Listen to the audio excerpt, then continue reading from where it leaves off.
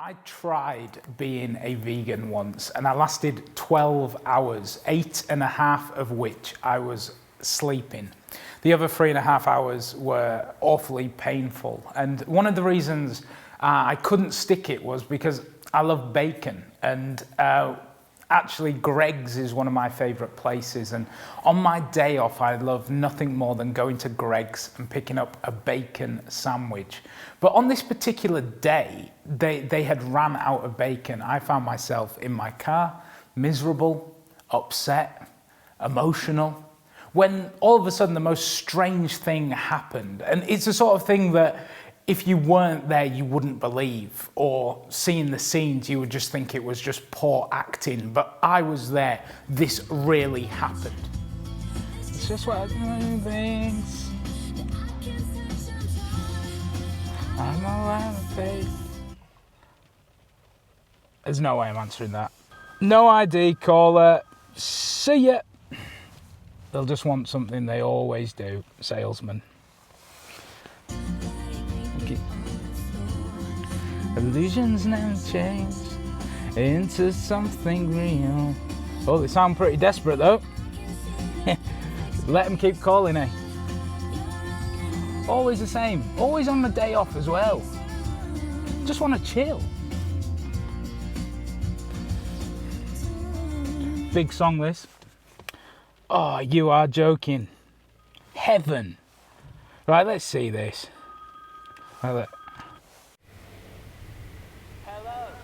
Hello, am I speaking to Ed Wimbo? You are, yes. And who am I speaking to, please? You're speaking to the Angel Gabriel, Ed. Okay, that's a new one. And is this insurance?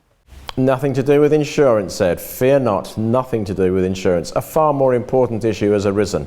Right. Ed, I need to ask you a very direct question at this point. Do you consider yourself to be a wise man?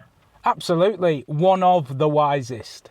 One of the wisest. Well, I'm glad you speak of only one, because in fact the task that I have for you is going to require more than just a single wise man. Okay. So, Ed, there's a challenge for you here. Do you think you could think up and identify another 2 wise men? Because the task I have for you is going to require 3 wise men. Off the top of my head, Come on, Ed. Liam McFarlane. No. Ed, you missed the point. We're looking for wise men. Okay. Martin Thorpe. You're still missing the point, Ed. I need wise men. I've got one. Peter Heslop. He's a fencer, lives near Skeby. Very wise. Yeah, I think I know the man you've got in mind. But we need a second wise man as well as you, those 2, so that will be 3 altogether. Okay. I know a lady, Helen Staley. Pretty good. The clue is in the word wise men, isn't okay. it? That's not going to work. Yeah, all right. Possibly a husband. Come on, Ed. Possibly a husband, Johnny. Johnny Staley, wise man. Well, those 2 things don't normally sit together in a single sentence. I know. Is that the best you can do? Is that the best you can do? I think off the top of my head, it really is Gabriel, yeah. So we're saying yourself and Peter Heslop and Johnny Staley, the 3 wise men, yeah? Well, yeah. I think that's going to have to be the case. All right. Well, needs must, I suppose.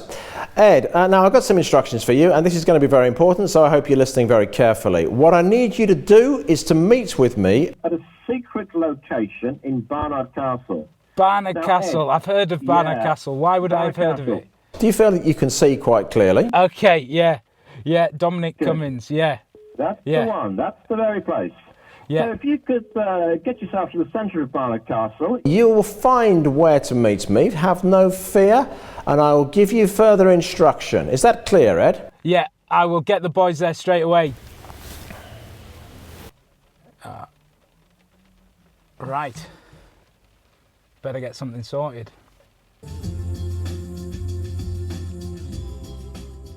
Well, Ed, Johnny, Reverend Peter Heslop. You do realise he isn't actually ordained? You know why I've brought you here?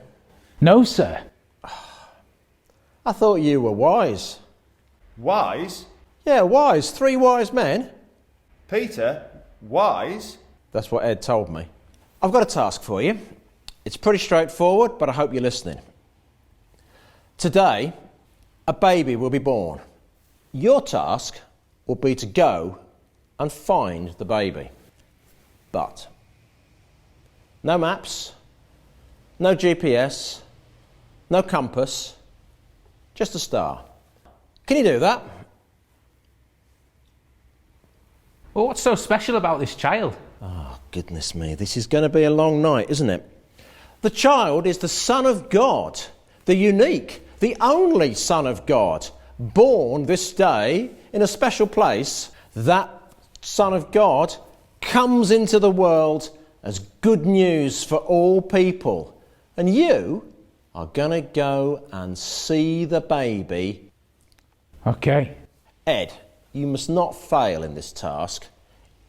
Yes, sir. Follow the star. And one more thing. 12 hours. Only 12 hours. Any more time and the opportunity is gone. Have I got your word on that? Yes, sir. Yes. Starting from... Now.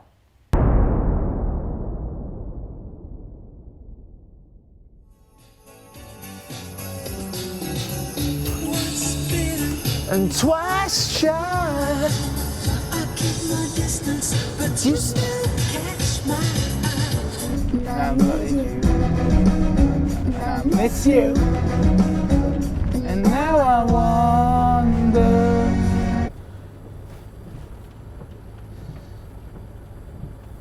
It's a lovely day to be driving. I'm more than 1,000 miles if I can just see you tonight.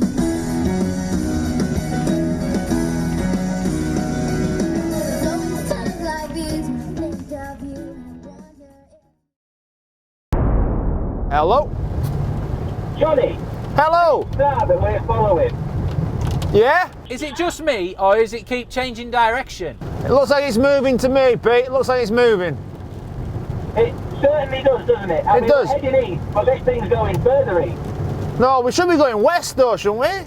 Johnny, there's a lay-by up ahead. Should we Pull up in it and just have a reading. Well, I think we maybe should because, yeah, I don't feel we're getting very far really, Pete, at the moment. So there we have it. We'd started off on this great adventure, not really knowing where we were going, but simply just following this star.